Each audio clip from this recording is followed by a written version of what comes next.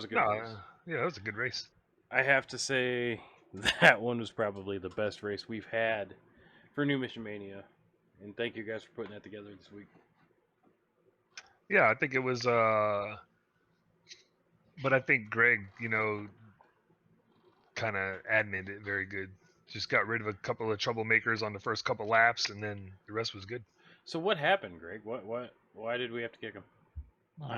One guy was just wrecking people, and then I don't know if he really meant to wreck whoever he wrecked to begin with, but then he was like wrecking people under caution, and he waited for the leaders and then swerved up and hit the dude that won. I mean, the dude that won with damage because he got hit by the car that I kicked out, and then the other guy, I think he got wrecked when the 95 and the 3 got together, and they were just driving like idiots. I thought I was gonna have to kick them out, and um, eventually, once the 3 and the 95 weren't around each other, they weren't as bad. But when that whole wreck happened coming off of 2, I think that person got in that wreck and he started cussing at the other guy and trying to fight, and it just wasn't, like I said, when you get in the modified races, it seems like if guys start fighting, they're just going to wreck each other. They're either okay with it or they're not, and if they're not, they're just not going to get over it. So you just get rid of them and be done with it. I mean, Greg and I were not Greg. I'm sorry, Robert and I in the back were just kind of messing with each other the whole race. So I mean, that was fun. So something that we need to address quickly, and I know we haven't had a chance, guys. I apologize. I haven't been able to talk to you today. If you guys wouldn't mind staying after this, I can talk to you guys a little bit. But Yeah. big elephant and big failure in the room for us this week. The race last week for Triple Threat. The information was sent to where it needed to go on September 30th. And from there, it didn't move. And I guess on my fault, I didn't double check it. My bad. We did talk like a week prior to the race. He said it would go, and it didn't. So 11/11 Veterans Project, I apologize for the ball being dropped. We should be getting interviewed this week, Kevin. Okay. We're still working for the same thing, and we have a payout.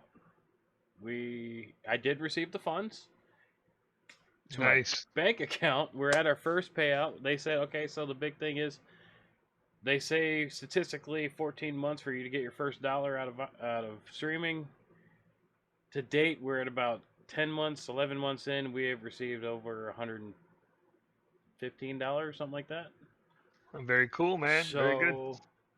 we have enough to actually draw funds out and pay it. Thank you guys both for helping me get to this. That's good, man. That's good news. That's great news. Yeah. Just the beginning. Just the beginning. Yeah. Hopefully, it'll make things easier with our continued sponsorship. God, I mean, it's been a lot of work this last year. So.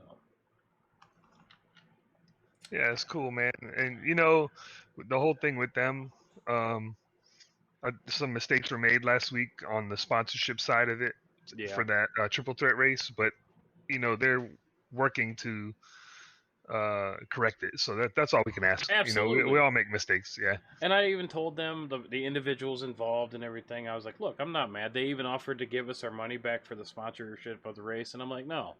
We paid to sponsor this race. You guys at least named it New Mission 90 or whatever it was. And yeah. So they're going to retrograde, interview us here at Dover this week when we run Friday night and probably pull us in. We have our own Discord in their channel, which, Greg, I need to get you into that so you can still talk to us. But I don't think they'll have a problem with it. Yeah, I mean, most of the time I'm not around on Friday nights, so it's not a huge deal, but... Yeah. But, I mean, thank you guys, Triple Threat, Split Decision, the crew there. You guys are a great bunch of guys. Thank you for rectifying that. And again, this is my second season with you guys. Kevin, this is your first season with them. I've enjoyed the hell out of it. I'm not mad at anybody. Kevin, I don't know how you're enjoying it yet, but I mean, it's a workout. Yeah. Hey, sorry, my audio and everything just cut off. I don't know why, but I'm back. Oh, so while I'm talking to you, you just decide to hit mute. That's cool. Yeah. No, That's no, cool. something happened with my headphones. I don't know. It's cool, man. That's fine. I don't want to talk to you either. Bye, Kevin. See Yeah. ya. Don't know what was said. So Yeah. Anyway, All there's right. that. Well, so I don't know. What do you guys got? I mean, I'm sure there's a lot to talk about this week. I thought your elephant was named Wallace. I was confused. No. Yeah. Well, I mean, that's a horse that's been beaten a lot, and I definitely don't mind beating it. Oh boy, I better correct how I say that. Whoa. My issue with that, personally, here's my issue. I went back and looked, and it was right around the same time frame Matt Kenseth wrecked Joey Logano. And this is an unbiased, it's nothing to do with Joey Logano or anything. The safety problem wasn't there back then. It was a slower track. Matt Kenseth ended up getting suspended. I thought 4, but it was only 2 races. And it wasn't anything like what happened this weekend. Wallace ends up with 1 race. So, Kevin, I mean, I know we've discussed this stuff. Greg, I think you've been with us since we've discussed the transparency, the consistency. It's just not there again. Why? Yeah. That's my question. Yeah, so there's a lot of history though. Not just the Matt Kenseth deal. Do you remember when Carl Edwards wrecked Brad Keselowski at Atlanta? He did it at Atlanta. He did it at Gateway and Xfinity. So that was 2010. We're going back kind of far, right? But that was they parked him for the rest of that race and put him on probation for the rest of the year. And I think probation could have been a 1 race suspension with probation for the rest of the season would have been kind of cool for this offense, I think. Yeah, I think that's the biggest thing. The probation not getting put in there. I mean, let's face it, NASCAR probation's a joke anyway, but if you're gonna pretend like it matters, it should have been consistent enough to give it in this case. Now, the thing with Matt Kenseth, I can kind of see that being a harsher penalty from the aspect of the only reason that Kenseth wrecked Logano when he did was because it was going to hurt him in the chase at that point. Right. It affected the points, the championship. Yeah. And it was more, while what Bubba did obviously was deliberate, Kenseth was, if you're looking at it, Kenseth was first-degree murder and Bubba's was second degree or third degree or, something else. Well, Bubba's could have been real murder. Yeah. Kenseth was never, gonna kill Logano. Just hurt him in the points. But doing it at Las Vegas at that speed could have really hurt somebody. Yeah, it's closer to, like you said, the Carl Edwards, Brad Keselowski thing at Atlanta. Now, the Gateway one, that one was a joke. The only reason Brad really even got hit hard was because another car hit him. But I'm glad you remembered it though. At least you know the example. Oh no, I do. I was glad Carl did both of them, but it was. I've never liked Brad. Never been a fan. And just like that, Greg is gone. See you, Greg. Brad. I've never been a fan, and I was a Carl Edwards fan. So when that all went down, I was definitely on Carl's side. So, I'll hang up and listen offline. Well, okay. No, I mean this is a horse that's been beaten all week. I don't want to stay on it very long, but this is actually a good example of something that I've thought of when we went to. Well, a couple weeks ago, you guys know that my father-in-law and I went to Charlotte for the Roval. Everyone around us liked different drivers, and it didn't matter. Like, we talked shit at each other. We didn't know each other. This one dude was from like South Carolina. I've never even been there. We're talking. He's a Chase Elliott fan, like everybody else. Jesus. But we could talk shit back and forth to each other. We have no idea who each other is, and it's like, wow, why can you do that in person, but you get on Facebook and stuff? And NASCAR fans are the worst fans ever, in my opinion, on Facebook.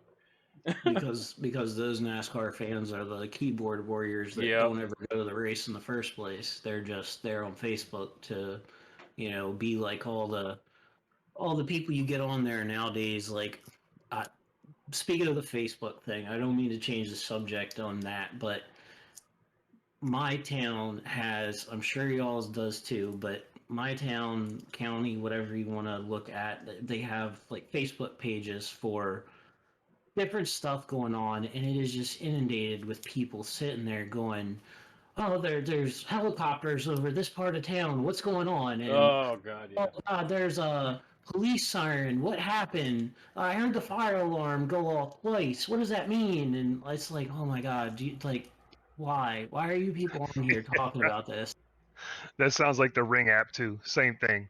You know, Yeah. did you guys hear gunshots? Like, what should we do? Okay, calm down.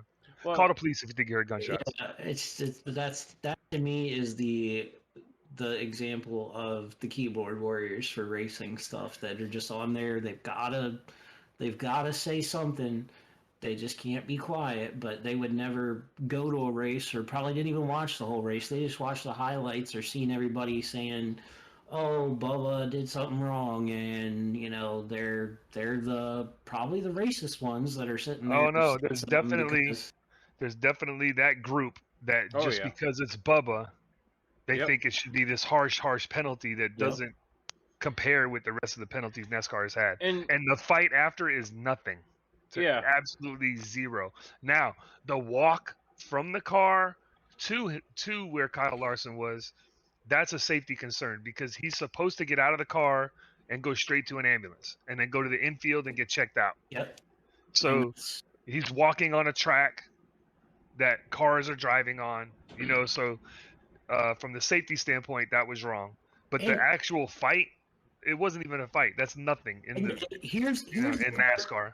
here's the part with Bubba that I do find kind of crazy with that and completely inconsistent.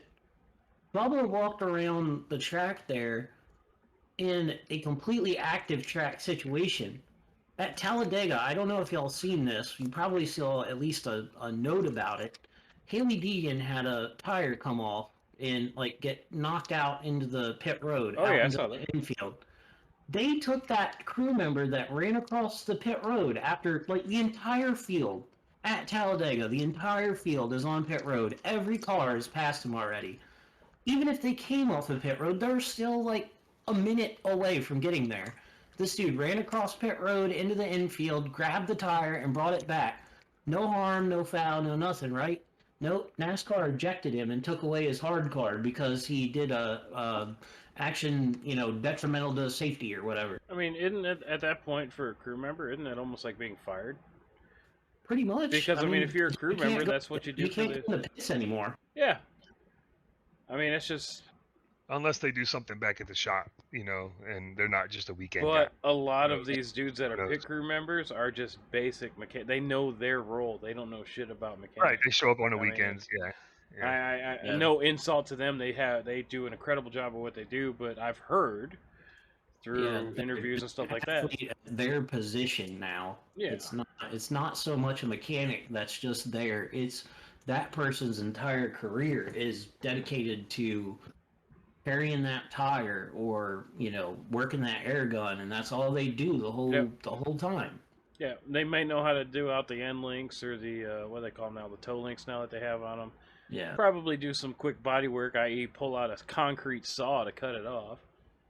But Yeah, but that's why when you see them in the pits, sometimes they look like they have no clue what's going on when something doesn't go to plan. Because some of them, I don't think the crews do I don't think when I say the crew, I don't mean them specifically. I mean the team, the coordinators of everything in practice. I don't think they do enough to randomize the situation. I think they're practicing the textbook pit stop, and when they have something random happen, you'll see they spaz sometimes and look like they don't have a clue what they're doing. no, not at all. Like I feel bad for them sometimes when they get stuck in a situation. Like, God, who was it? Oh God, was it Ty Dillon who they had the lock nut like literally locked to the hub? Yeah, and in those cases, I Oh mean, my I don't know what God. you do. It's the same thing as like Formula One last year, whenever it was that, I guess it might have been last year when Bottas or somebody had a lug nut get stripped off and they just retired the car because they couldn't get the lug nut off. It welded itself to the wheel. Yep. And, what do you do?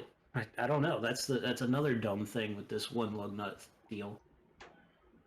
Yeah, I mean, it's just I don't agree to what them.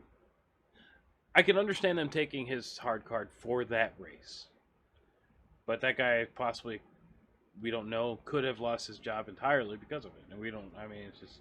And then now Bubba's walking across the track, no big deal. Yeah.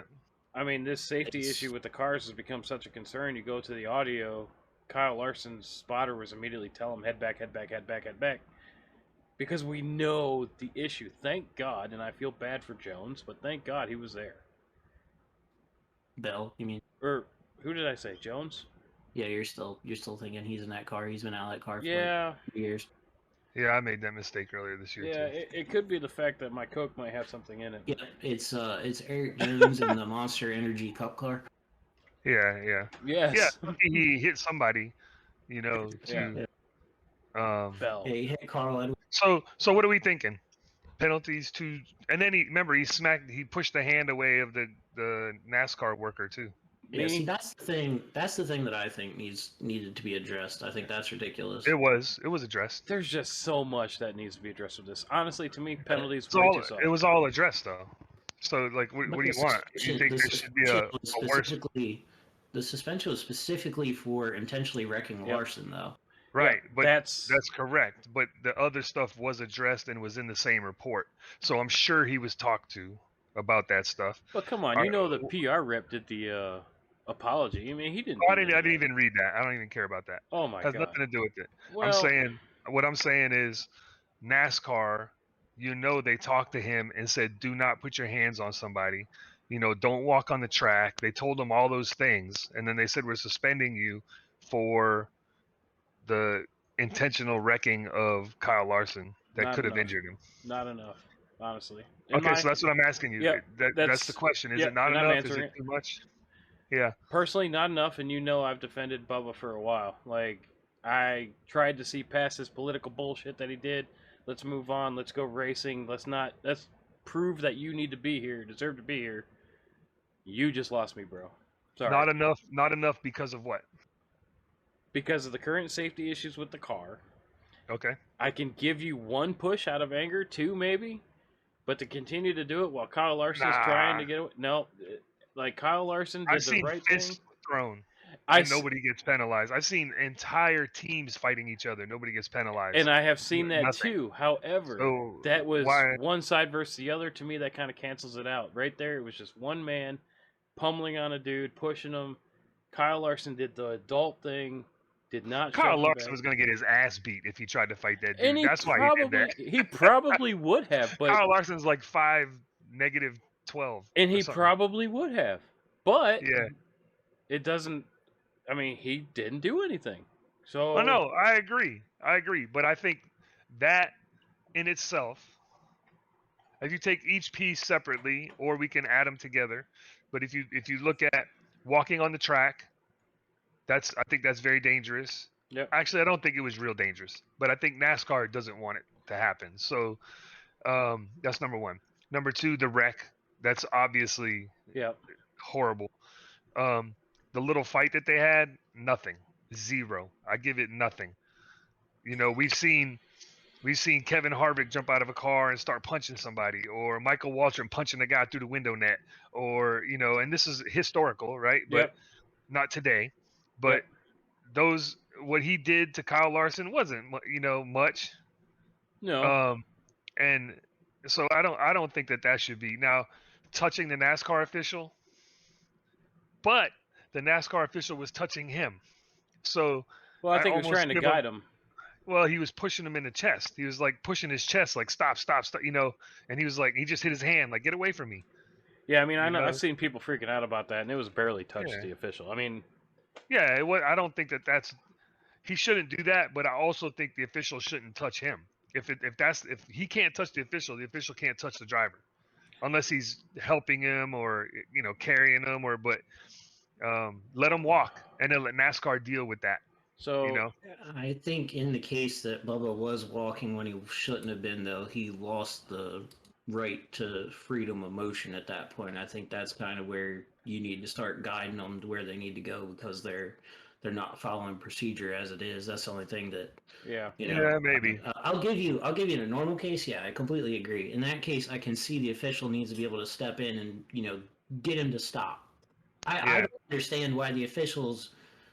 Here's my take on the thing. I agree. The fight, ignore the fight. Who cares? Whatever. NASCAR wants that. NASCAR wants you to fight. If they could get away with putting a boxing ring on the front stretch, they would.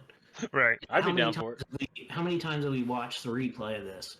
And as soon as they penalize Bubba for it, what's the next two posts on NASCAR's Facebook page? The wreck.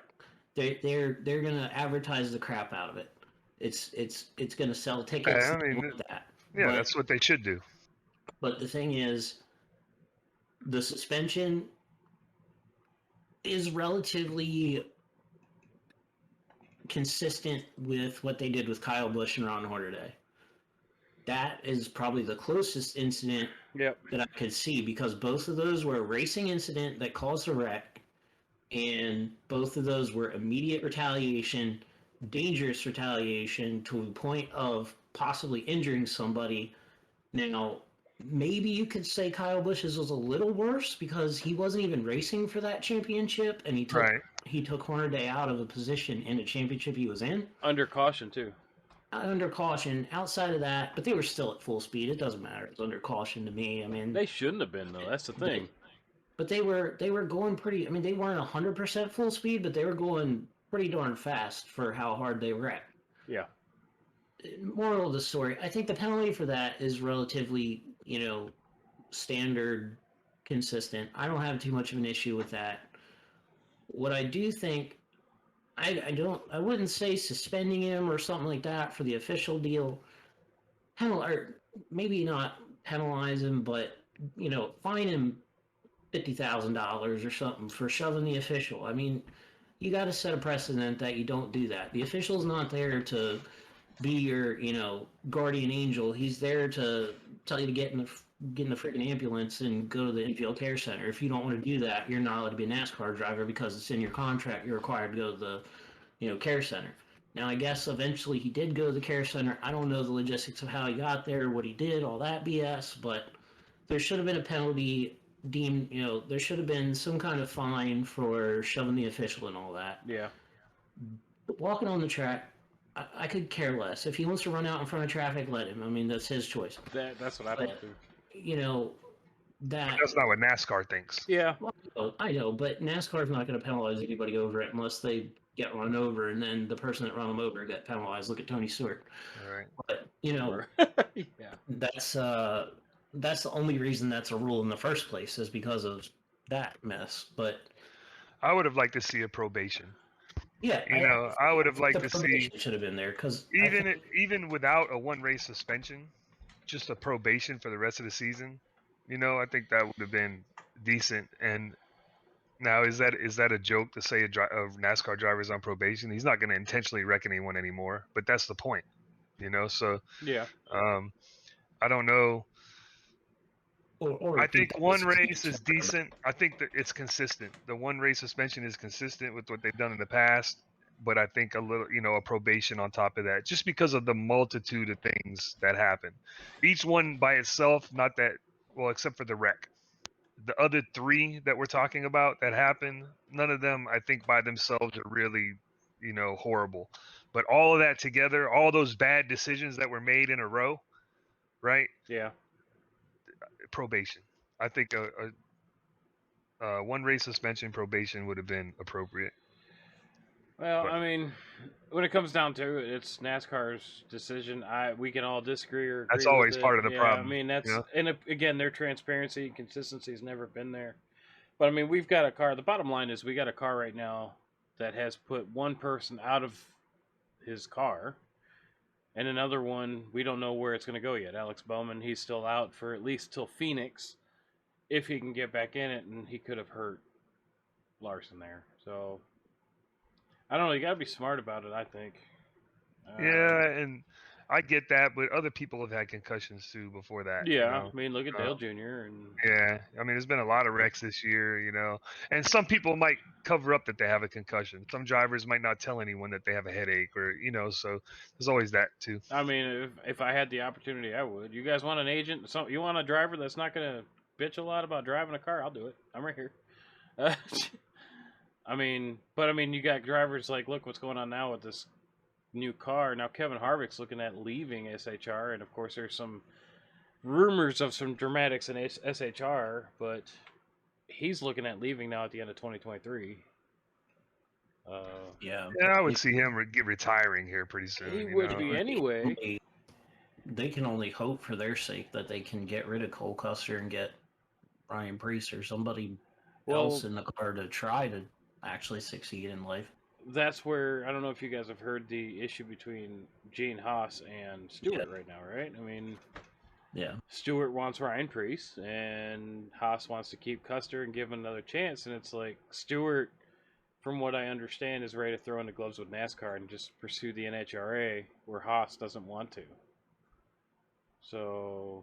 Yeah, I mean, I think some of that's Tony just being Tony. Yeah. Being mad at NASCAR over their BS that they've been doing with Harvick lately and all that, when, all those penalties and whatnot. But it's, it's one of those deals. The problem is Tony's up shit creek when it comes to Custer because he's Haas's nephew or grandson or whatever he is. He's not going to get rid of him unless, Tony can come up with another sponsor and say, hey, this sponsor's not going to agree to be with us unless we do something different because, Custer's who Haas wants to sponsor.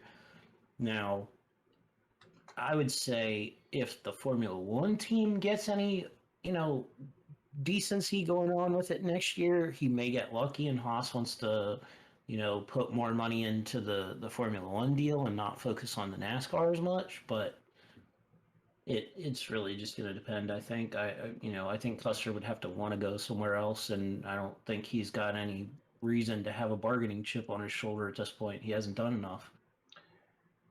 Man, you just told me something I really did not know, and I don't know how I missed this.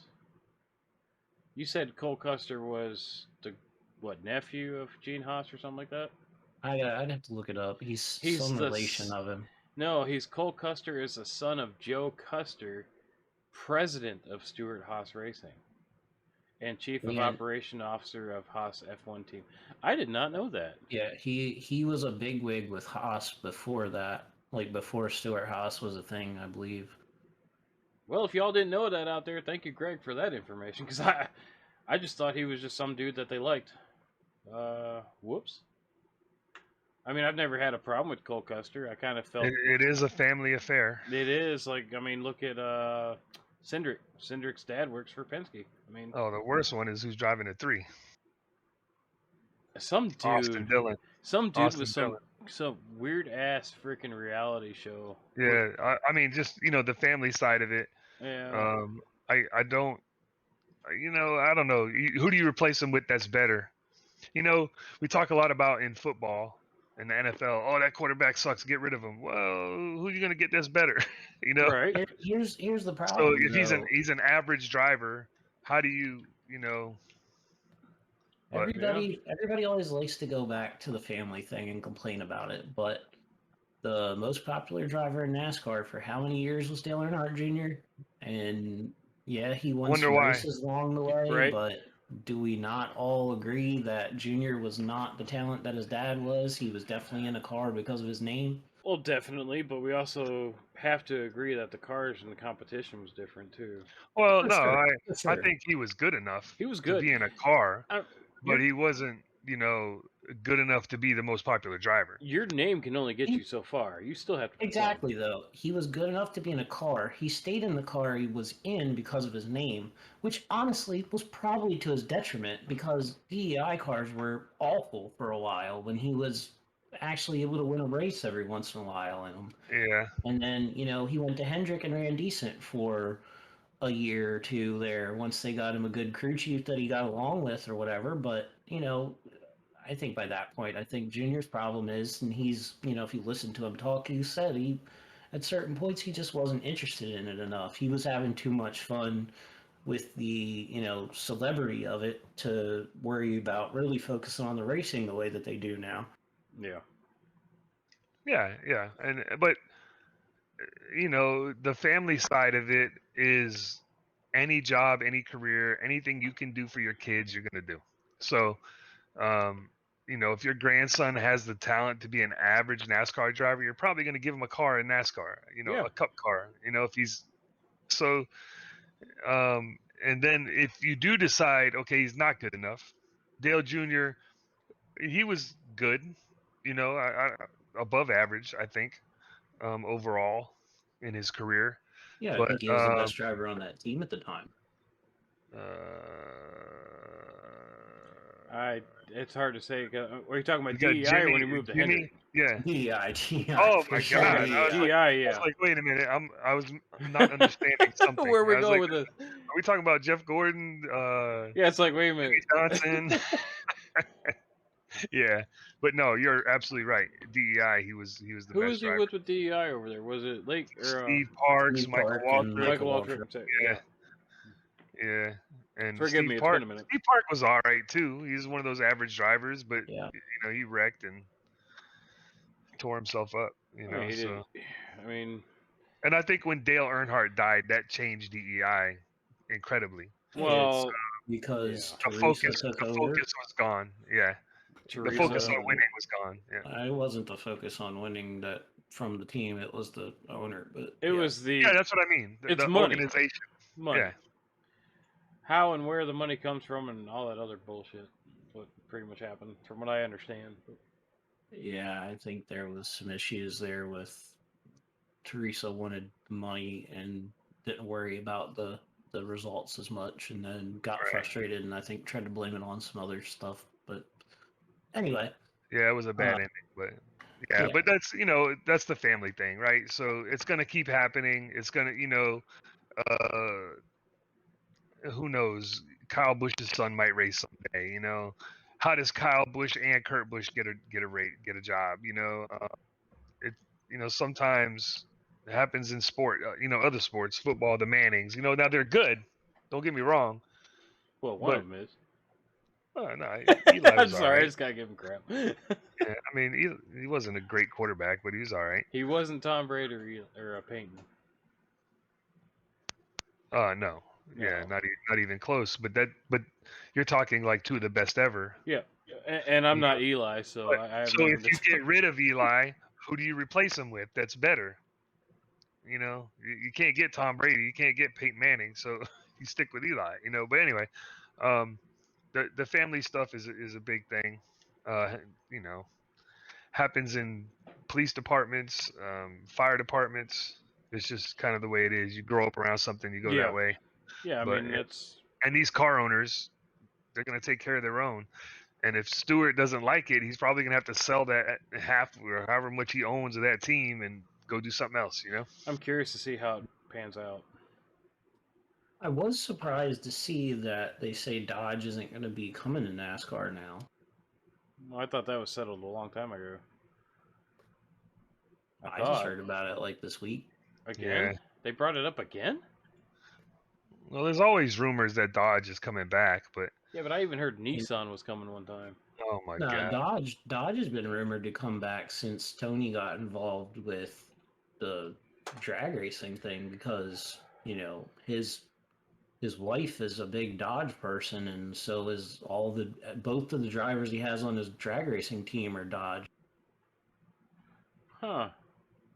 I just don't think there's enough. I don't know. Maybe there is enough teams, but you would have right now, like Toyota has what, one team? Technically two. One in a charter, I think, isn't it? Is it a charter team? What do you mean? What are you talking about? Who do we got? We got six drivers. Toyota has at least two, if not three. You got 2311. Ah, yeah, that's the one I was thinking of. So that's not a charter, that's right? No, you got 2311, and then you got Joe Gibbs. Is there another Toyota team out there? I'm not. I may be mistaken. I thought there was a Toyota charter. There's like 6 Toyotas, right? 6, yeah, I believe. So yeah, okay. 4 Joe Gibbs, and then you got 2311. my vote's for Hyundai. I still say Dodge is going to come back, but Dodge is the smart one, and Tony's probably playing the long game here, where I wouldn't be surprised if he gets Dodge, but NASCAR's doing this electric test thing in January or February, whatever. When NASCAR announces that they're going to go all electric, or make one of the series electric, or whatever they decide to do, I think that's when Dodge jumps back in. But Dodge will just happen to come in and have been doing R&D on this electric race car for years because they didn't have to focus on the gas engine. Toyota's going to race the Prius. Oh my god! Well, I mean, who's the parent company of Dodge now? I mean, it's going to be the NASCAR Legends Series, where all the veteran retired Hall of Fame drivers are going to come out in their Priuses and go get some groceries or something. Yeah, it's awesome. That's the day I start watching baseball. The fastest person to the donut shop to tell stories. Dodge is going to have some issues coming back into American stock car racing because their owner is now Fiat, and it's nothing against Fiat, but I mean it's a Italian company who's not really into that kind of stuff. They are really focused on the more of the road circuits. Well, I mean, if Toyota can come in. Well, I mean, I think it's more of a Fiat focus than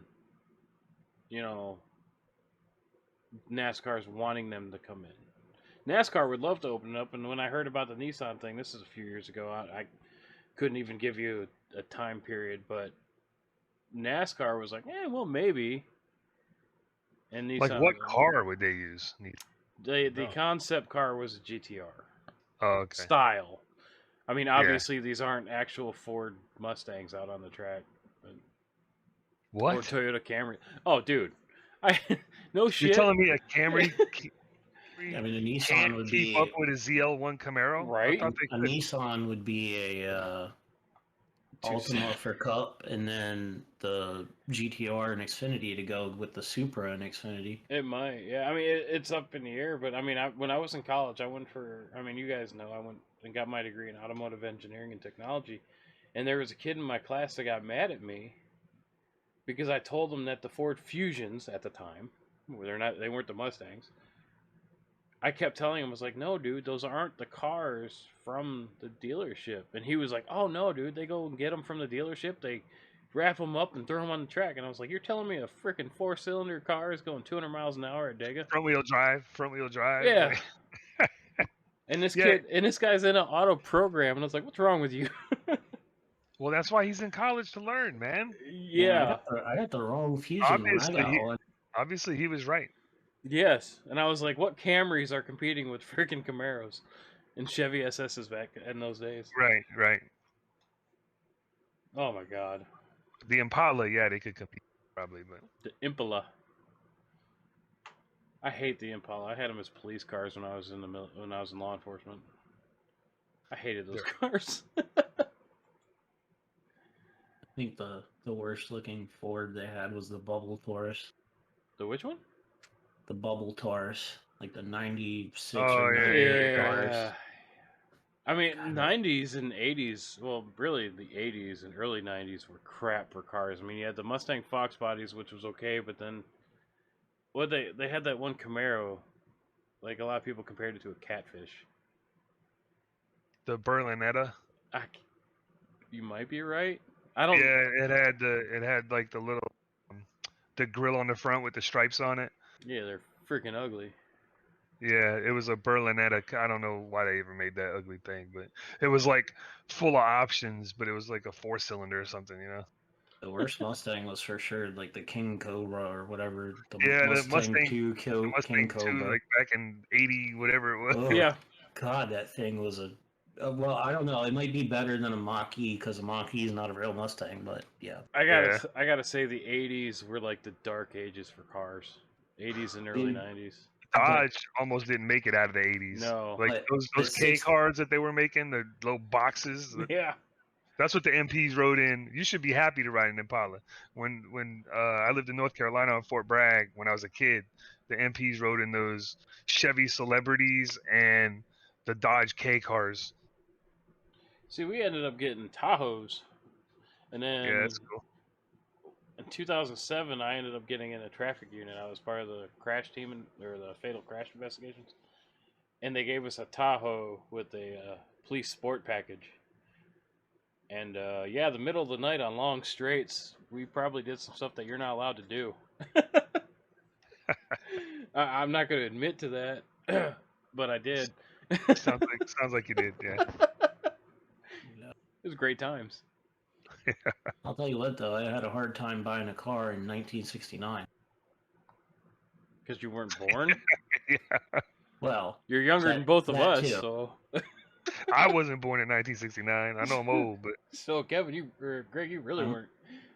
I'm just saying, because damn, there's a lot of good-looking cars in 1969. Oh, of course. And then that's like right after that is when all the horsepower went away. Cars still look decent, but they had like 100 horsepower. It's because in like 70 or 71 they made the 5-mile-an-hour bumper rule. Yeah, so there's that, and then all the restrictions on gas mileage and EPA it just tore up the cars. But hey, check this out. We're talking about cars. This is a cool story. So I'm looking for a car. I don't know what I'm gonna get, and I've run across like a 03 Dodge Viper, right, for 40 grand. Has 500 horsepower. It's like I don't remember what the engine. It's like a 8.3 liter or something like that, V10. Right. So I'm reading this car and driver article, and this guy is cracking me up, man. The way that he describes this stuff. He's saying stuff like, oh, I lost it. Hold on. What year was that? 2003. 2003. So this guy did in 2013. So 10 years after the car was made, he went out and drove this car. And he's describing it like this. He says, the trip to 60 miles per hour takes 3.9 seconds. It feels as if you could accomplish this in the parking lot behind Denny's. Along the way, you may notice the Viper isn't entirely in the lane you originally selected. Wait, now it is. Hold on. No, now it isn't. He's like, you get on the gas on this thing, it's all over the place. He can't control it. And he goes on, man. He talks, but the way he describes things, he says, oh my God. You can't make it understeer, but it will oversteer just by using your right foot can create oversteer at any time it wants. Inside your garage, on the way to the mailbox, the whole length of the Hardee's drive-through. He's just hilarious, man. The whole article is him describing the car this way. It's pretty cool. Good God. So yeah, I'm looking at it right now. So it's a V10, obviously, with overhead valves. Yeah. 500 horsepower, 525 foot-pounds of torque at 4,200, which is, for the car that's that lightweight, that's a lot. Your gas mileage, you're lucky to get 14, which makes sense. Well, yeah. And MSRP right now is $79,900. So judging by Kevin's Corvette, he's going to get about 10. No, he's going to get a lot when it's stuck under a guardrail. Yeah, if I park it in a guardrail. I got a car. So I don't think I'm going to do it, because I think it's basically a race car. He said, trying to drive it on the road, if there's any ruts or anything, it just drives in the ruts and it's impossible to keep straight. So it's really rough ride. I'm getting kind of old for that stuff. So I did get an opportunity to drive one of those back in 2016 when I first became a Chrysler technician. We had one in there. It came in for plugs, a whole tune-up, plugs, and all that shit. And I got to drive it around, and it was a fun car. But yeah, I think the power to weight and the grip that it had, it could come down to the tires on this car and whatnot. But it's like there was no grip. Even just trying to bomb around town, this thing wanted to go, and now I would love that. But as an everyday car, well, it wouldn't be an everyday car for me. It would be once in a while, car shows and stuff like that. So, but I don't think I want to. I'm a Chevy guy at heart. Both y'all can shut up. How do you do it? I'll give you Dodge is in the dictionary to avoid. Yeah. Yeah, so it was just something I looked at. I'm like, if I'm gonna, I'm looking at some older Corvettes or in the 40s, or maybe like a Camaro or something like that. But I think and they're convertible, and I'm not a convertible guy. I don't want to mess. I still want to get my wife her dream car. She wants a '67 Buick Riviera. Yeah. And like, she's never been a car person, but for her to come out with a specific car, and it's actually a nice car, I was like, well, damn. Okay. I'm looking it up because I'm pretty sure it's ugly. Yeah, well, Am I wrong? I mean, it's got, you have a taste. You have to have a taste for it. The front. Oh no, I see it. It looks pretty good. It's yeah, nice. It's like they built it backwards. Yeah. The front has like wings on it, like a Yeah. 57 Chevy or something, but they're on the front. I'm gonna have to put a picture of one of these up here, but yeah, I've got it pulled up maybe too. like a 56 Chevy, but they put that on the front of the car instead of the back. Yeah. No, that's pretty nice actually. I like them. She loves them. Like, I'm down. She wants to get one. You're down? Can you give us one? Yeah, actually, while we're talking about that, looking at this website here, Yeah. Jeff Gordon's car from 2011, his Impala, the black and red one with the yellow front end, man, it looks so good. 165 they want for it, 165,000. So if you guys could help me out with that, I'll help you with the Rivera. Well, I saw the other day, I saw somebody that owns a actual, like, a race car, but it's only got just the body on it, some light paint. And I was like, man, how cool would that be if we became successful enough to get something like that and actually bomb it around some, like, parades and shit? Yeah, that'd be cool, man. You mean like a dirt modified? We could definitely do that. We'll start there. Let's get it. I know somebody that has one. I think I know a guy. I know a guy that needs a new motor for one. Oh, that's Corey. Yeah, anybody want to make a donation? Yeah, I got a lawnmower motor I can put in it for you. That's about all I got. I've been wanting a project motor. I got a cherry picker and an engine stand in my garage that's been sitting there for a long time. I need an engine to work on. I miss it.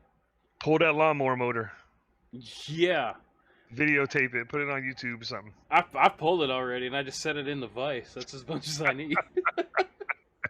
No, use the whole mechanism. Yeah. Engine puller. Make sure you put enough chains on it. I just pick up the whole damn lawnmower. Make sure you got your safety glasses, folks. Welding helmet. Yeah. Knee pads from the closet. I mean, wait a minute. Well, we always got to go there, don't we? Well, I mean, I used them for combat, but I need them back, Kevin. I know you had to borrow them.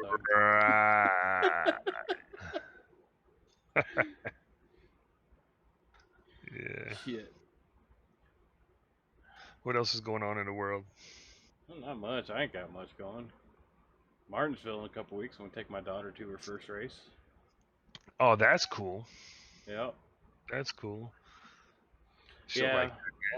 Well, I wouldn't agree to it. Like, basically what it was is my son, special needs, went to autism center here, and they do once a year they do raffles, and they had 2 tickets for Martinsville coming up in a couple weeks, and my wife was like, "Do you want to bid on these?" And I was like, "I don't know who to take," and it's like, my daughter's been wanting to go. She's only 6. My concern is it gets loud. Seeing where the tickets were, I was like, you know what, let's go for it, because they're going to be in turn 1. The cars are obviously going to be off throttle. It's going to be a little quieter. And I told her, I was like, if you don't want to stay, we can leave. God, I hope she stays. Yeah. But I don't want to make her miserable because I like it. Doesn't mean she has to. So. Right. Yeah. If it's annoying to her, then. Yep. But she got that experience of going and seeing it, And she's been saying she wants to go. She loves monster trucks. Oh my God, we've gone to them. She loves those. So. Oh, so maybe but they're a little more showy than NASCAR, Yeah. Doing jumps and all that crazy stuff they do. So. Yeah. NASCAR, once they get going, it's just and at Martinsville, it's just a constant she'll probably fall asleep on the bench. No, well, my first time there, it's like I never normally wear hearing protection because I'm deaf anyway. But my first time there, it got so grating in my ears. Like, it was so annoying. But I was right out of 4 on the front stretch, 8 rows up. That's it. Yeah. And it was too much.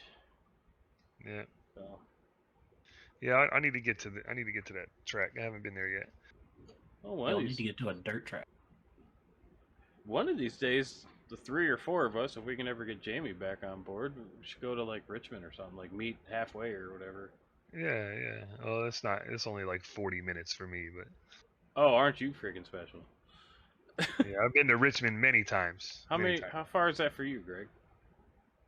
That's 4 hours for Greg, probably. Yeah, I want to say it's 3 or 4 hours. Yeah, you're in Delaware, right? Yeah. Yeah, it's about. Yeah. He's about 4 hours for me, I think. To like the Delaware Memorial Bridge is 4 hours for me, so might be a little less than 4 for him. Yeah, I think Richmond's like 3.5 for me. I think it's somewhere around 3. I've been to a truck race. I've been to a couple cup races there.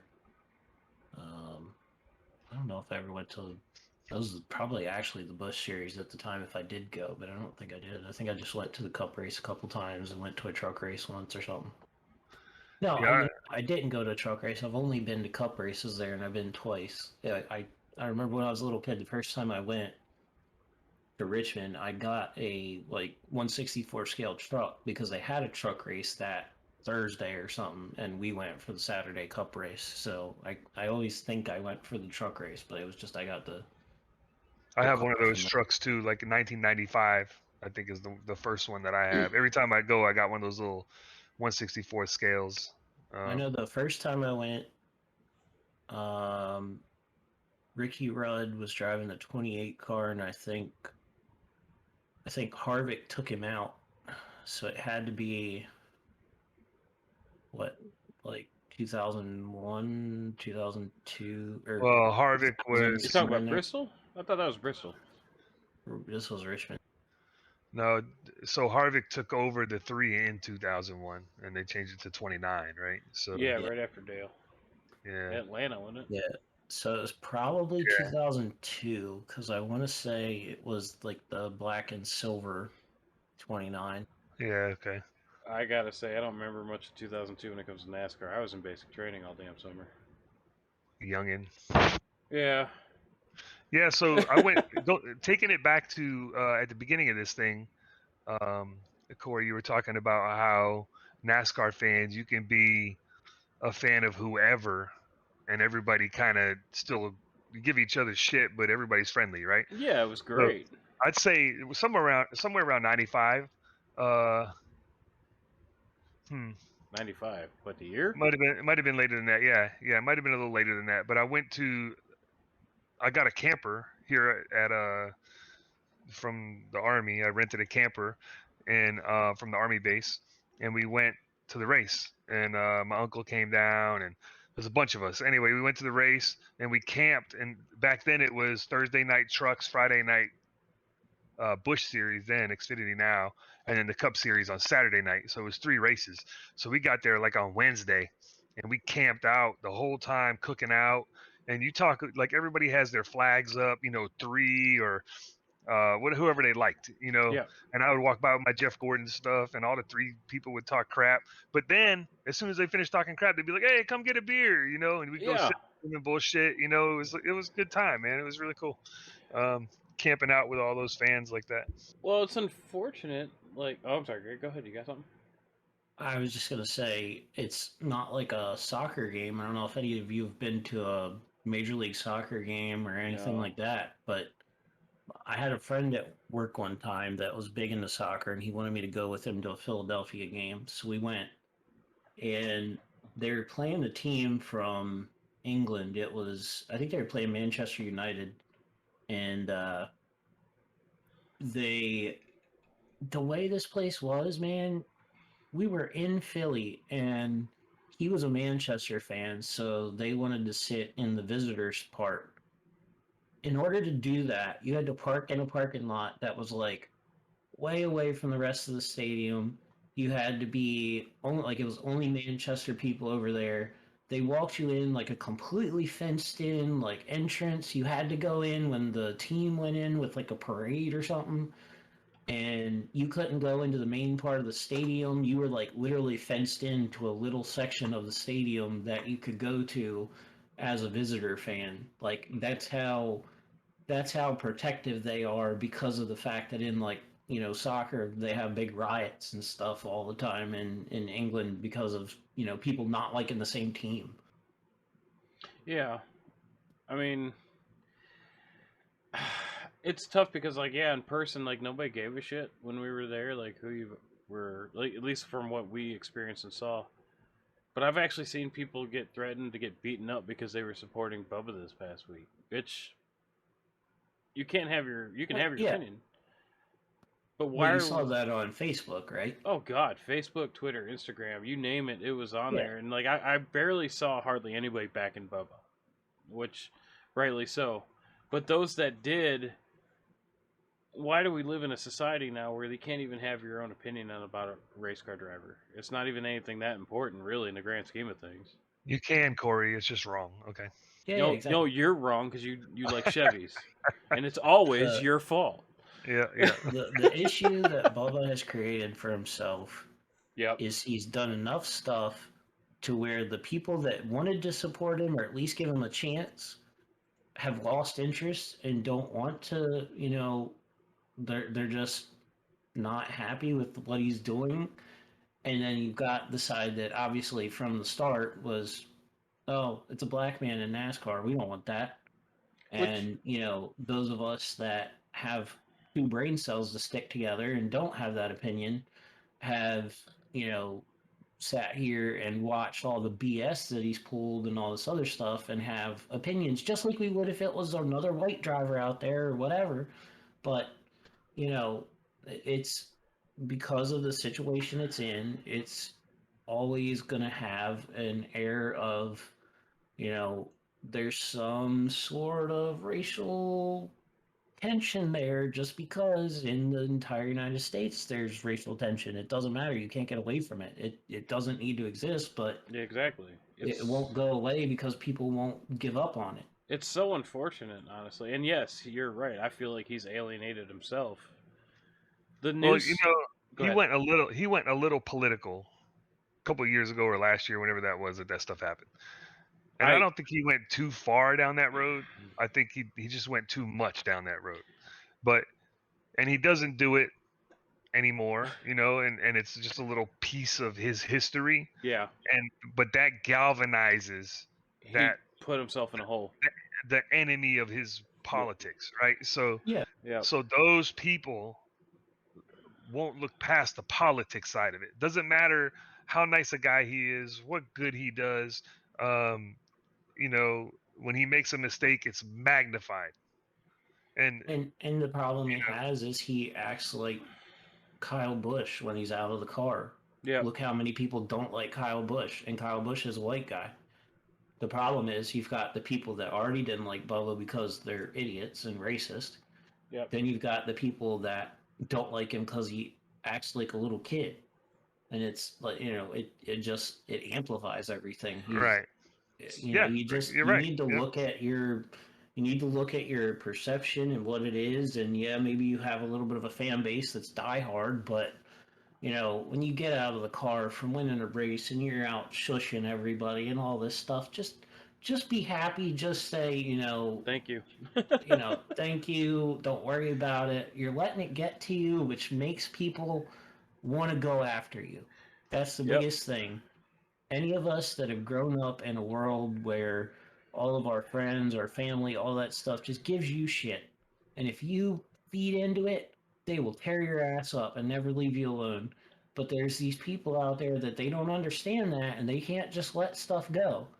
And that's the same way when it comes to having fans and all that other shit. You just got to ignore it because there's people that if you let them know that it bugs you, they're going to eat your ass up about it. Yeah, and I don't know, we can keep going on this probably all night, And I agree with you, Greg. You're absolutely right. Yeah. But did you see his interview after the race when I forget the reporter's name that was talking to him, but I think he asked him, "Did you do it on purpose or something?" And he was like, "Oh, he lied. You're reaching." No, he was like, "Stop reaching." Yeah, reaching. You're Stop trying reaching. to feel it. Junior's interview on his podcast thing where he was talking about that. I did not see Bubba's interview after. Yeah, it was horrible. Like, and the guy was like, "I'm not reaching. I'm asking you a question." Yeah. You know. Well, like, I mean, it could have been one of those where it fueled it. I couldn't be a reporter because I would be much more rude when somebody's rude to me like that. Yeah. Because I can't stay professional when people don't stay professional with me. That's one Well, of my problems. He was so full of shit though, and we knew it because he's Yeah, like, yeah. "Oh, I hit the wall and the steering was broke. Too bad he was there." And it's like you could see the car settle, you could see it settle, go straight, and then go left. Stop reaching. Stop. Yeah. It's the same thing as always, though. Yeah, they all do it. Yeah. Bubba said the right thing. You blatantly can watch the gloves turn and wreck somebody, that's fine, but you say you didn't do it on purpose. You have to prove it. Then NASCAR has to prove without a shadow of a doubt that you did it. Yep. And no, they don't. You never admitted to it. No, they don't. In theory, we're talking about the same organization that had a leader that had an anti-drug policy, and my man got caught with coke. So we're on a real fine line here. I really just wish we would get away from. Let's judge him on his performance. Let's judge him on how he races as a person. I really hate that we continue as a society to fall back on the race thing, and that's all because of what Larson said. 2 years ago now, a year ago. Yeah, was what Larson said? I wanted to ask this tonight. Was what Larson said worse than what Bubba did? No, well, I don't know. As a white person, it's no. It's a tough question. Yeah. I am a diehard Kyle Larson fan. Completely was with him through the whole thing. What he did in saying that, even in the general terms, it's just not okay. You don't do it. And if you're a celebrity, you damn sure don't do it. It's not okay Correct. for you or I to do it. But when you're Kyle Larson and you're in the public spotlight, you damn sure don't make a habit of saying that. I don't care who you're talking to. Well, that's right. But now we're in a place where a word or words get you in more trouble because you have sponsors. But damn near almost killing somebody on the track. Yeah. But NASCAR wants to sell that. That's I got that. But I'm not trying to argue with you. No. Let's fight about it. Let's do this. We want the discourse, Yeah. No, I'm not arguing at all. I'm just saying I agree with you 100%, Greg. 100%. Yeah. You can't use the word. I agree with you on this. I'm just saying, as a society today, the way we are, we're words are cause more consequences than wrecking somebody on purpose at speed where they could have got seriously hurt, walking over, throwing them around a little bit. Like, that's not as bad as what Kyle Larson did. Exactly. And I agree he shouldn't say it 100%, should never have said it. The word doesn't need to be said by anybody, in my opinion. You know, it's just a bad connotation in history, and let it go, leave it alone. But anyway, so he shouldn't say it. But let's not even say Bubba Wallace. Let's say what Matt Kenseth did, or what Kyle Busch did in his race, where or Carl Edwards when he wrecked Keselowski. You almost killed a guy. That's way worse. But the sponsors don't leave. So I mean, it's expected a little bit in NASCAR, but it's just weird. It's just bad that we're in a place in society where I say a word and that's way worse than actually trying to hurt someone. What do you got there? Oh, you saw that, did you? Yeah. I'm looking at an engine for a Viper. I want it. Okay. No, I'm put sorry. It on your motorcycle. Yeah. They actually have is that a V10 or V8 on the, what was that? Chrysler. On the Viper, it's a 10. No. They made a bike. It was like a Tron bike. It had like scissor style wheels where they, two tires. I heard you like the scissor. Yeah. Anyway, I'd have to look at that bike. I can't remember what it was. It was years ago. But yeah, they put like a Dodge Viper engine on it, I think. Yeah. Getting back to the other thing though, I maybe it's just the fact that I grew up north or the fact that I was in the Army. I never saw color, and it's unfortunate that Bubba has found himself and put himself in a lot of these situations. I don't put the noose thing on him because he never saw it. Yeah. It was actually a crew member that saw it, reported it, and blah, blah, blah. That crew member's a fucking idiot. I'm sorry. Every garage door has that. And NASCAR overreacted. Yeah, it just way overreacted. And the press overreacted. And that's my whole point. You know, somebody says a word or does something that doesn't hurt anyone, and that's way worse than somebody actually trying to hurt someone, or not trying to, but doing something that could hurt someone. And your place to be in society, in my opinion. I think where Bubba actually alienated himself was when he put, I'm sorry, y'all have your opinions on it, but when he put BLM in that car, which is now proven to have had issues, I mean, it's plain as day in front of people, I think that's where he alienated himself, where he could have potentially grown as a driver and a person that shot him in the foot. My opinion.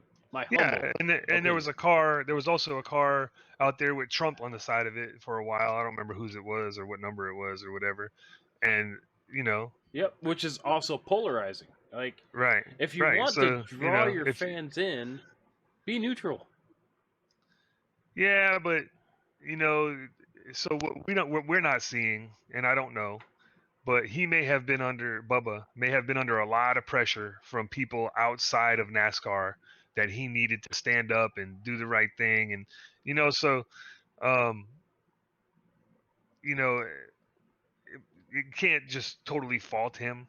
No. He's a young guy, you know, maybe he made a bad decision. Maybe that's exactly what he wanted to do. I have no idea, you know? And then you also got to take the way we are today, all the white people around these individuals that want to show how helpful they are, and they go overboard, you know, to do that. So sometimes, you know, his car owner might have said, we're going to put this on the car. It might not even have been him. Yeah, for me, it was really the opposite of your issues, Corey. I had the BLM thing, like, I wasn't about it, but Bubba's, you know, got the connection racially. If he wants to do it, I can understand. Fair enough, yep. The problem with BLM is it's like some of the stuff with Trump. Now, most of the stuff with Trump is just a bunch of crazy people, but yeah, there is the connection there of people that want change in a good way, and they're behind it for a certain thing. And, you know, it's like anything where, you know, you have supporters of anything. The ones you hear about are the loudest and the craziest. The loudest and the craziest ones. They're the ones that are going to speak up and cause the issues. Go ahead. I'm sorry. I thought you were done. I was just going to say what bothered me about the whole noose thing was the fact that it wasn't Bubba that saw it. It was this crew member. He didn't say, oh, I want to see this before I start being a political activist against it. When if they went and looked, it would have been a simple solution to say, well, every single one of these has it. What's it for? You've worked in a garage before, you've seen it. Yeah, that's what I'm saying. Like, it made no sense for it to be, oh, my crew member saw it, and I'm just going to take his word for it. Ignore any kind of, you know, common sense of let me look at this before I start blabbing my mouth about it. Yep. And then we're gonna, you know, Bubba gets on Twitter and starts cutting down all the NASCAR fans, saying, yeah, it doesn't surprise me, you racist bastards, that you'd be doing this. And never, you know, we all had to come out on pit road and hug Bubba and wipe his tears away because he was so upset about it.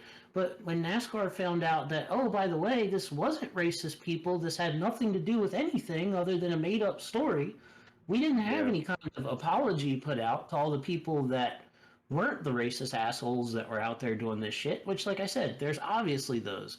I'm not saying there's not. Oh, exactly, yeah. There's for every one of them, there's 10 that's not, and, you know, we all got blamed for that for being, oh yeah, I'm not surprised you would do that. You're all racist. No, we're not. We're not all racist. And we never got any kind of apology saying like, oh, sorry, my bad. Like, I thought this happened. You know, I've had this case, and this case where I have had racial comments against me, and that's why I had this opinion. You know, I would understand that. I guarantee you, Bubba gets racial threats and all that stuff all the time because there's obviously a bunch of redneck racist people that are going to do that. But you know, you went after everybody, made a blanket statement just like everything else, and then nobody ever said shit about it. It's just that deal with it. Y'all are big kids, you know, grow up. Well, you know, there's a lot of cases where that could happen, but we're not expected to. Sponsors don't expect you to grow up and move on. They expect you to, you know, they expect to leave and say, you know, fuck you because this happened. You know, we're not going to stand for that. Dude's got a lot of digging out to do. I mean, you guys know that I've backed him for a while. I don't care, color, whatever. I don't care what your color, religion, or anything is. It starts with us as adults, is what it comes down to. I mean, we're screwed right now, but we got to fix this. And even on the sport level where we're supposed to enjoy and just watch a race, it's bleeding into that, and we've got to find a way to get it out of it. Oh, it was awesome to watch him walk all the way over there to Kyle Larson. That was like 2 minutes of TV. Just the anticipation of what was about to happen. You knew something was going to happen. I felt let down when he got there. Yeah. It was a pretty pitiful fight. I mean, but it wasn't a fight. He didn't do anything. He just shoved him, and Larson's like, "Go home, bud." I think Larson. I heard Larson said as he was walking up, Larson was like, "What the hell are you doing?" And that just set him off. Yeah, I don't know what you ran me in the wall, or whatever, but you know. I think Larson was smart not to do anything because I mean. Oh, he couldn't. I mean, you can't unring a bell either. Difference. I mean, you just see the size difference there, that is the real issue. Whatever happens with Bubba, as the other person in that situation, you have to take into account the racial side of it, even though you shouldn't have to. You've got to, especially if you're Kyle Larson, you obviously know more about that, think more about that than anybody else out there would think about that at the time. And he would say nothing about that if he if Bubba walked up and threw the first punch, I don't think anybody would, say anything about race. But if you get the ones that are against Bubba just because of his, and they probably might not come out right and say it, but if they're against him just because of his color, that's just going to be more fuel to the fire. And it's like, you got to think, like, Kyle, good job. You didn't fuel the fire to your incident 2 years ago that people are still probably forgiving you for. Bubba, you just doused your shit in fire and lit that thing all up. I mean, you got to dig out of this somehow, and it better be more than a PR rep letter coming out publicly. So that's my opinion. He's not going to change too much, I don't think. He's not going to wreck people on purpose from here on out, but be the competitive driver. Well, he's still learning. He's a younger driver. He's not young, so he should know better. I don't know. I have an idea though. Yeah. Next week, no Bubba Wallace talk. None. Zero.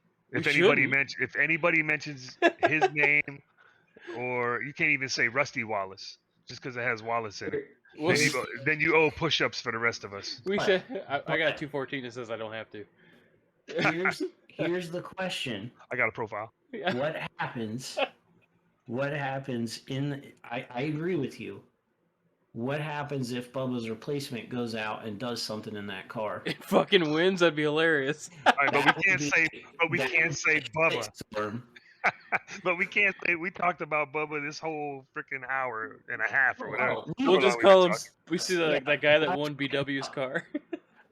I'm talking about the media in general. How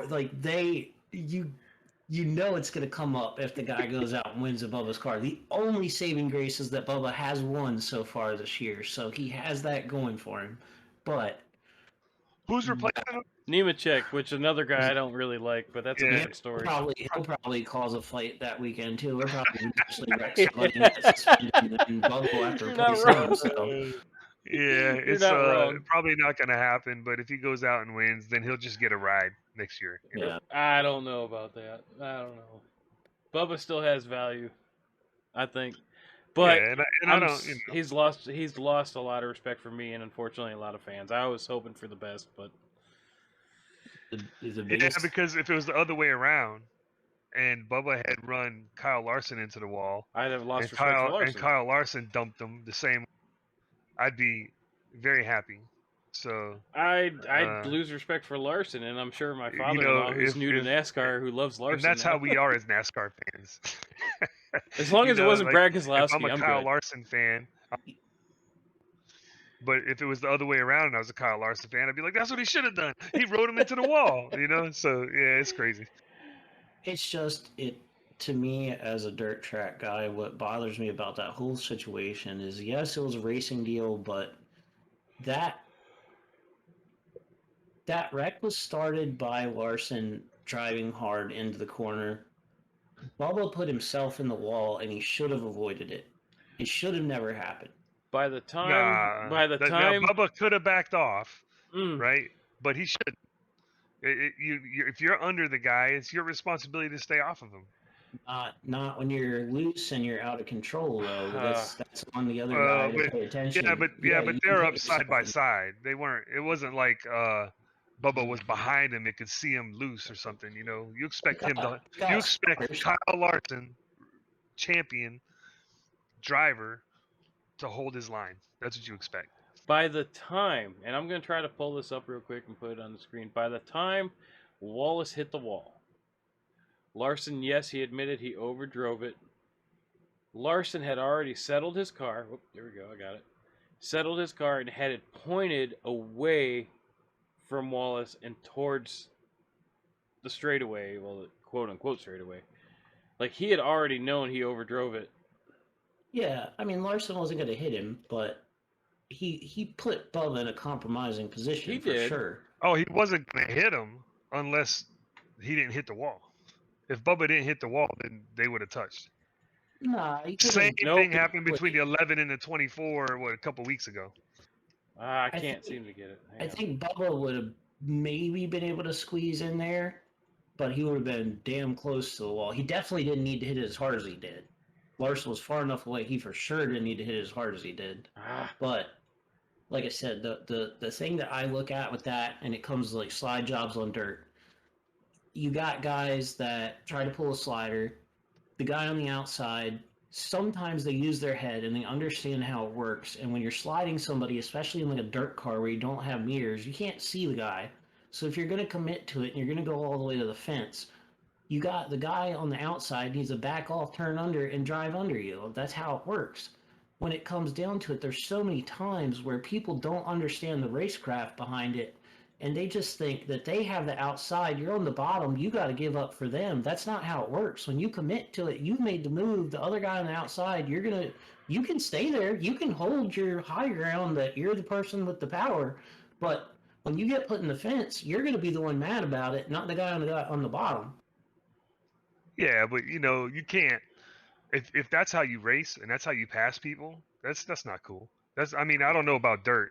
That might be how it works, but in NASCAR, and they do slide jobs all the time, and I know we all watch it, been watching forever, but I don't believe that if I'm on the high line, I'm up against the, on the outside line 3 wide because Kyle Larson made it 3 wide. I'm just supposed to let him go? Like, nah, he needs to hold his line and needs to pass me. That's what he needs to do. And if he can't do it, then, he shouldn't have made that move. So, sure. But again, with 100 and what was it, like 170 laps to go? Yeah, it happened on that. So why was Kyle Larson so aggressive with that many laps to go? I agree with you. I don't think Larson should have made the move that hard in the first place. No. But if he wouldn't have got loose, it would have never been a problem if he didn't get loose, first of all. So it's hard to say completely why did he make that move. Obviously, he got loose. We know the consequences. If he didn't, we wouldn't be talking about it right now. Everybody would just been like, oh, he just went 3 wide going in the corner. Okay. But he got loose. The problem is Bubba has 170 some laps to go. So what if you lose that spot? Yeah, you shouldn't have to give up the spot to the guy on the bottom. But now you got a wrecked race car. What did you gain? No, okay, so that's a different way to say it, and I agree with you. That's what I'm getting at. But I think in this case, it's not like the 5 was half a car length ahead. The 5 never passed him. No, You know, he was always right next to him. So this is not a side job. Like I was referencing, I'm just saying the con. But I'm saying to back out a whole car length is a big ask. You know, if they're on your quarter panel on the outside and that guy, okay, he's gonna give you the room, he backs off a little bit and you slide up in front of him and then he bumps you because he's pissed or something, you know, whatever. But when you're side by side, I don't know. Famous last words, though. I mean, the 4 backed out. Yeah. The question I have is, you're talking about guys going 160 miles an hour. You back off the throttle for, a second, and that may be a car length. It may not be. We're thinking of it in terms of how much space you're giving up, but how much time on the racetrack is that? If I let off the throttle completely for a second, am I going to let him carry enough speed that he'll just drive right up in front of me and we never have that problem? Maybe it's not that simple, but I bet it's a lot smaller of an adjustment than we, as people not used to driving 170 miles an hour in the corner, are looking at. Yeah, and he definitely could have backed out. No, Bubba could have backed out. Yeah. But continued racing. You're right. Both of them made mistakes. They went in 3 wide. The 4 just backed off. Exactly, and that's why at the end of the day, it's a racing incident. Yeah, right. Because neither one of them was completely at fault. They both made mistakes and caused. Well, no, I don't see. That's where I disagree. Bubba didn't do anything wrong until after he hit the wall. Yeah, but until after that. Yeah, but come on now. He could have. He saw. Come on now. He saw Larson coming. If you're that early in a race, I got to go with Greg on this one. Lift a little. You might lose it, but you're not out of the race at lap 95.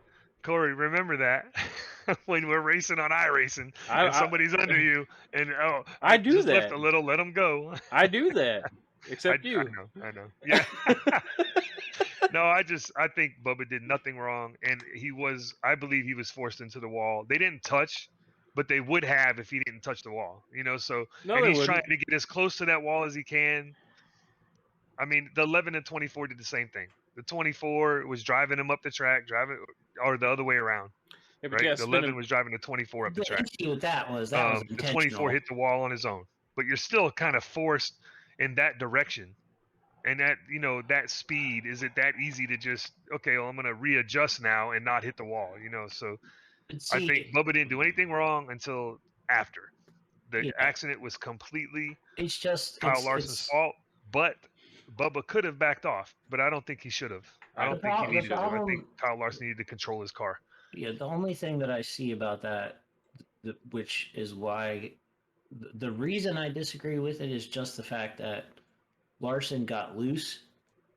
If he didn't get loose and he forced Bubba into the fence, I'd say, yeah, it was completely Larson's fault. With Larson getting loose, there was no intent to shove Bubba to the wall. Yeah, it put him in a compromising situation, but again, if Larson never got loose, he never would have slid up the track. He'd have been in the middle of the track, and we wouldn't have had this problem. No, that's what I think makes it a racing incident. It's definitely a racing incident. I agree, definitely a racing incident. But if I'm under you at any track, and I get loose and slide up and hit you and knock you out of the race, that's a racing incident too. But did Larson overdrive the corner?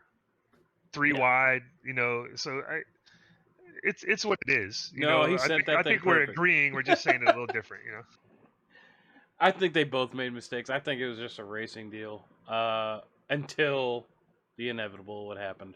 Well, yeah, after he hit the wall, that's all a different story. But. He should have lifted. Maybe Larson should have lifted after he got past Harvick, just to give himself wrap the bottom better. Coulda, shoulda, woulda. Hindsight's 20/20. Try to pass one car instead of 2. Yeah. Yeah. Would have been really funny if Larson locked the brakes up when Bubba came to try to wreck him and just Bubba whiffed. That'd have been great. Either way, we are way over our hour, but this has been a great. Yeah, this was a crazy one, man. It's because we got that at race fellow. We don't have any concept of time like normal. No, I mean I could talk racing all day, but I gotta get some sleep at some point. It's late. Yes, sir. Hey, good one tonight, guys. It was fun talking It was about good. this stuff. Don't Something a little forget. different. No Yeah. Bubba next week. No Bubba next week. And those of you listening, thank you for hanging in there with us. It's been a long one. Appreciate it. Hope you guys share your opinions. We'd love to hear them. Just keep it clean. Don't put any of the disrespectful racist stuff in there. None of us want that. I've seen too much of it lately. Don't forget to like, share, follow, subscribe here on Twitch, Facebook, and YouTube. Well, I guess this will be on YouTube when you watch it next. But and also, don't forget to send your clips to newmissionmotorsports@gmail.com. This week, we will have our first donation payout going. Can't wait to do it. Thank you, Kevin and Greg, for joining me and helping me get through this.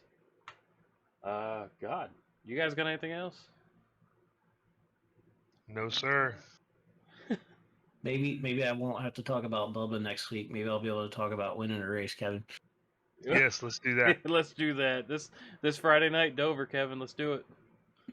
Word, dog. I'm talking about this Friday night at Delmar, but yeah. Yeah, Delmar. I figured that's what Greg was talking about. Yeah, my head's swimming right now. You guys listening to us, thank you guys very much. Appreciate you coming. You guys have a great night, great weekend, and we'll see